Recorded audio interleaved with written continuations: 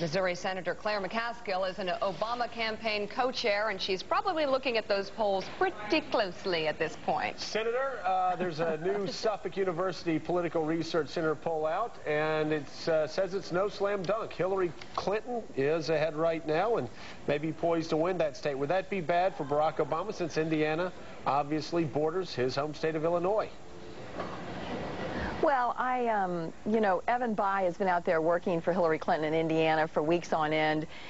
She has had a significant amount of advertising in Indiana. I don't know who's going to win Indiana, but I feel comfortable that after all the votes are counted tomorrow, Barack Obama will once again end up, after tomorrow night, winning more delegates tomorrow than Hillary Clinton will. All right, so what does he need to do, for example, in North Carolina, in order to keep his lead firm and to not let Hillary Clinton poke holes in his lead? You know, I need to get him out here to see the pigs that fly in Missouri. Go. So, do you think people that feed those pigs every day, that have to pay very high fuel prices, don't you think that a lot of people in Missouri would actually support this gas tax relief?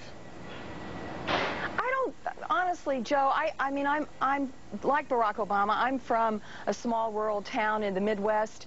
Barack Obama understands that people are smart enough to know that, one, this is an election year. This is a promise made as a gimmick for the election. Two, that lowering the gas tax doesn't mean the prices are going to go down. We've learned that across the country when states have tried to do it. Three, that it's going to cost jobs unless there's a tax against the oil companies. And we all know, unless you know some Republicans out there in the Senate that I'm not aware of that are willing to overturn a veto of President Bush taxing oil companies, what he's saying is, let's look at the speculators. It's not as clean in terms of a soundbite. It doesn't poll as well. But he's being honest with them about what can be done. We need to regulate the speculators more heavily. I think we'll be debating that in the next few weeks. That may have a shot. I think stopping putting oil and gas into these reserves, which we don't need right now, getting back into the supply, that may have a short-term impact that could be helpful. But what Barack Obama is not going to do, he's not going to make a phony promise just to get votes. That's why people are so sick of Washington. That's why people have been coming to his campaign by the droves and droves, because they are so glad that somebody is finally leveling with them and telling them the truth instead of playing games at election time. Senator, how confident is the campaign that Barack Obama will take both of these states tomorrow night? Because if he doesn't, of course, it may feed into the narrative that's been out there that he just can't seem to close the deal, especially in some important states. Is there a strategy to combat that if that happens?